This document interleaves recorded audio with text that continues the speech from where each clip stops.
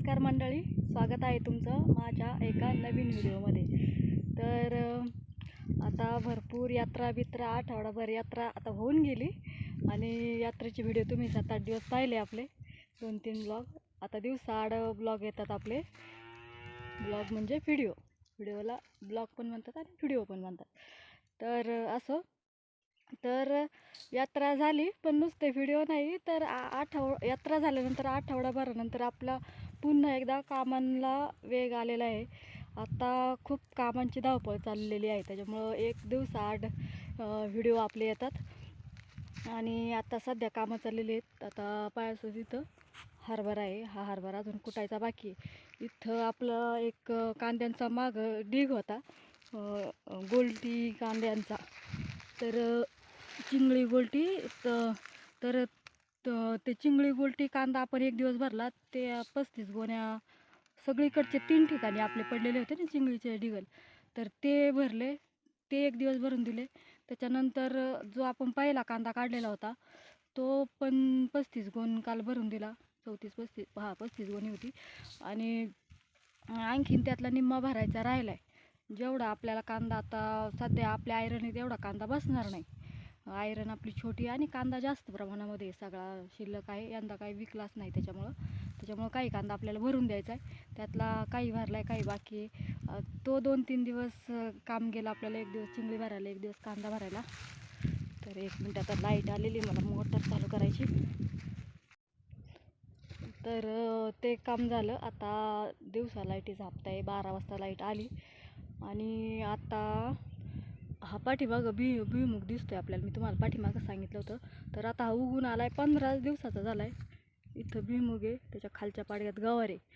तर 15 दिवसाचाच झालाय, पण त्याला आता आपल्याला लगेच खुरपायचं आहे म्हणजे त्याच्यात गवत थोडंसं जास्त प्रमाणात आहे आणि त्याला आपण लवकर खुरपायला सुरुवात करू तेव्हा त्याचं गवत आहे ना त्याच्यामधलं ते आपल्या आटोक्यात येईल।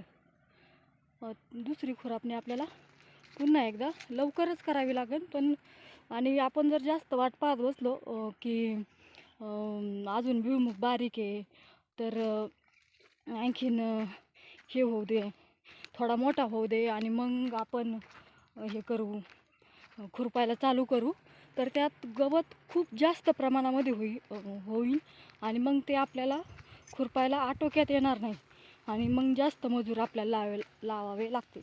त्यासाठी हे लवकर खुरपण्याचं काम चाललं, खुरपणी आपल्याला चालू करायची। आणि हे पाहू शकता तुम्ही, हे एवढं मोठं रान आहे, भरपूर अर्धा एकर आहे।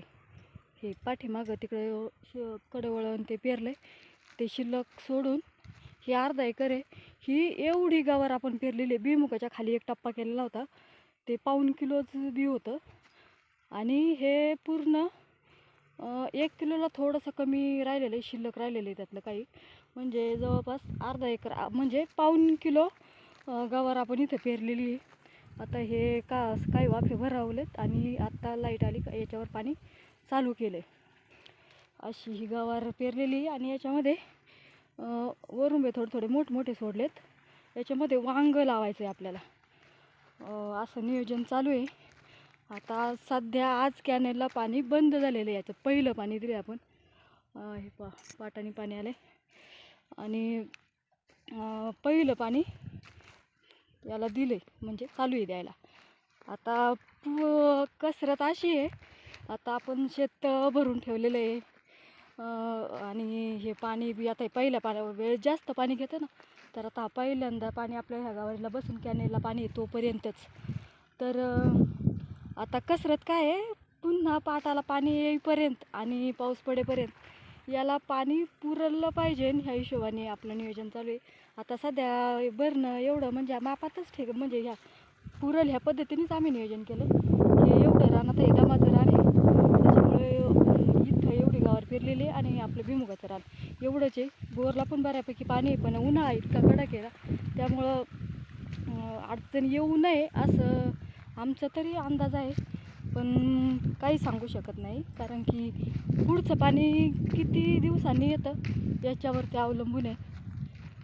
पण चला बघू, पण पाणी पुरण असा आमचा अंदाज आहे, पुरणच. तर पाहू काय होतंय. आता हे पाणी चालले गावाच्या वाफ्यांवर. एवढी भरली काल, आज एवढी राहिली होईल. हे आता सध्या बोरचं पाणी आहे आणि मग चाललेलं आहे भरायचं काम. आता ती गवार आपली खुरपून, भुईमूग आणि गवार खुरपून होस्तवर याच्यात काय ह्या रानात जास्त गवत येणार नाही असा माझा अंदाज आहे. कारण की पोयट्याच्या रानामध्ये गवत थोडंसं कमी प्रमाणात येतं, आपल्या तामट्याच्या रानामध्ये जास्त गवत. तर पाहू शकता हे बोरचं पाणी आहे आपल्या. चाललं पाणी भरपूर वेळ लागतो आता भरायला. ते पहिल्यांदा रान नीट केलेलं आहे ना, तर यासाठी.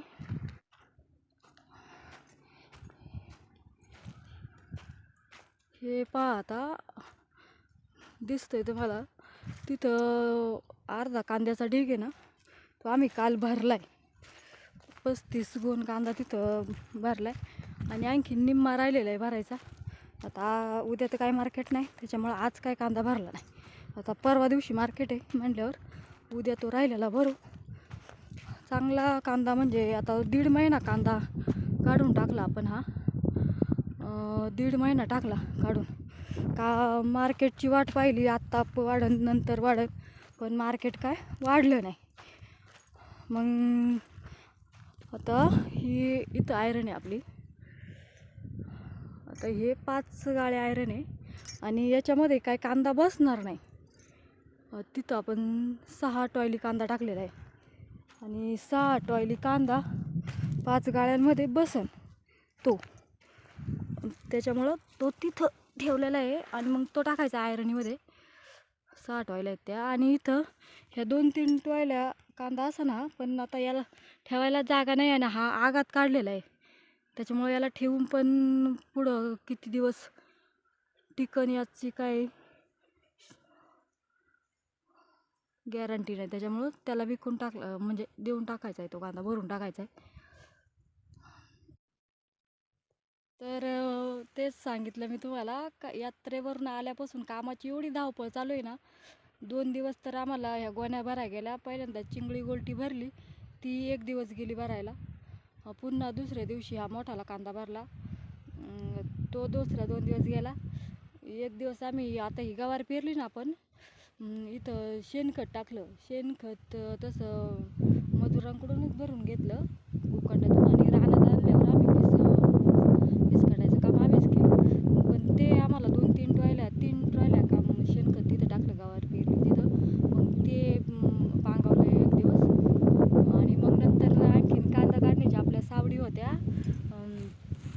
महिला ज्या आपल्याकडे कांदा काढायला आल्या होत्या त्यांच्या सावडी होत्या. मग तिकडं 2 दिवस कांदा काढायला गेलो त्यांचं. 2 दिवस त्यांच्या सावडी दिल्या.